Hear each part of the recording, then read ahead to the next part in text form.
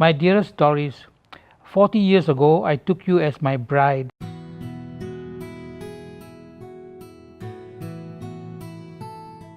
Hello, my name is Raymond Fernando. I'm an author of 30 books, a motivational speaker, a forum writer to the newspapers, a social activist, and the most important aspect of my life is that I used to be a caregiver to my late wife Doris Lau. She has passed on. She had schizophrenia. It's one of the most devastating of all mental disorders. It was a very tough journey, but the good thing is that it is through my love for her that I made the marriage vows highly successful, and I hope I can be an inspiration to couples or to everybody else to also embrace the marriage vows and to embrace caregiving as a noble task. I love reading a lot, so when I was staying with my mom, my sister used to buy a lot of magazines, and I saw in one of the magazines a pen pal column. Those days there was no Facebook or WeChats and stuff like that, so we had to use snail mail, I saw a picture there. Somehow I was drawn to Doris's profile. When I first met her, I was quite impressed with her because she had a very caring nature. She would fuss a lot about me. She would keep in touch with me. She would even come and visit me in my home.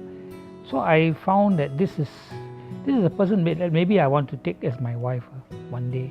And my family also liked her very much. My mother took a very strong liking to her, and even my sister.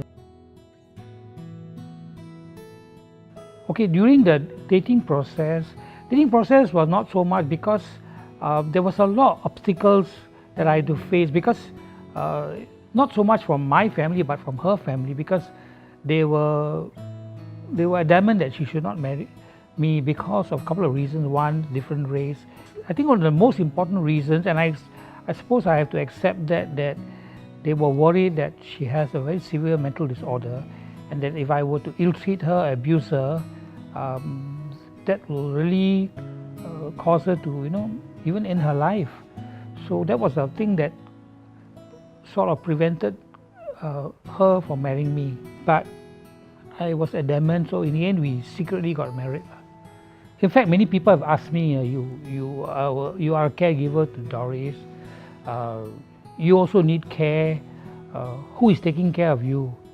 So I just point up to the ceiling and says, he's taking care of me. Because this is why I say that in a marriage, whether in a marriage or whether taking care of someone with a chronic illness, more so with mental illness, you need to practice a faith. Because when you have a faith, your journey becomes a little smoother. Throughout the marriage journey, of course there were ups and downs, mainly because of her relapses. She was very, very sorry for me because she sees that during her relapses I have to endure a lot of suffering and stuff like that. So in fact she used to tell me that whenever she relapses and recovers, I wish that maybe you should marry somebody else who doesn't have this sickness and stuff like that, because your cross is so heavy, you suffer a lot.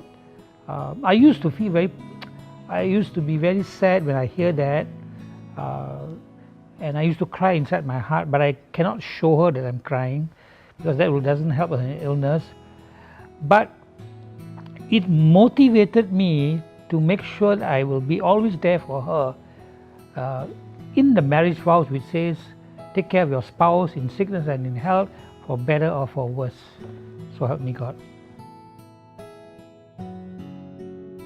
My journey with her has been very inspiring because I have found that taking care of her is such a joy to me, to love her, to care for her, despite all the struggles which she faced with this illness, and to see her enjoy life to the fullest is the biggest joy I always value. When I see her recover from the relapse and go on to lead a normal life, and in the process, in fact I wrote a book about her illness because I was trying to release the pain in my heart. So I wrote this book, Loving a Schizophrenic, and it became so successful. And then she told me, I also want to write books. That's how I motivated her. So she began writing cookbooks, and she's a very good cook. And when her cookbook started selling well, the first one, she decided to do another cookbook, and then again another cookbook. And sometimes we do joint books together. So we actually I write poems. So we did another book called The Pot That Cooks and the Pen That Moves. So it's poems combined with her own nice recipes. I think some of the most joyful moments we had is when my wife likes Elvis Presley. Okay, you can see I'm quite influenced by Elvis, my attire. So whenever there is, like, we have Singapore Elvis Fans Club, they organize events and all that. Then they bring in singers from overseas, Elvis impersonators and all. So actually, she will love to go for this kind of things. So I will buy tickets for her. Then we have a meal in a hotel, and then they'll perform. There are several poems which I've written for my wife over the years when she was alive, even now when she has passed on. This is a poem which I wrote for her recently. It's called Across the Bridge. My dearest Doris, 40 years ago I took you as my bride. I've enjoyed looking after you with much pride. I've always been by your side in good times and in bad, in happy times and in moments when you were sad. Your 6 chronic illnesses made you struggle through the years. You had so much fears and shed lots of tears. There were periods when you cried out defeat, but I helped lift you up, even though to me it was no easy feat. Just when together we won the battle with your schizophrenia, you lost out to the deadly pneumonia. You left me so suddenly, for death came furious and fast. But my undying love for you, Doris, will forever last.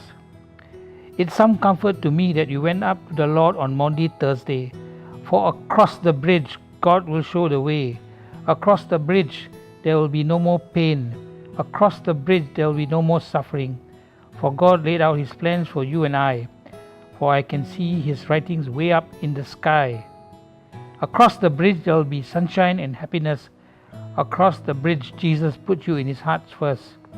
You will be surrounded by angels and cute bears, for they are the ones for you will care. I pledge to love you more and more each day. So in heaven watch over me, as in my heart in our home you will always stay. You will always have a place with so much grace. With all my love, Ray.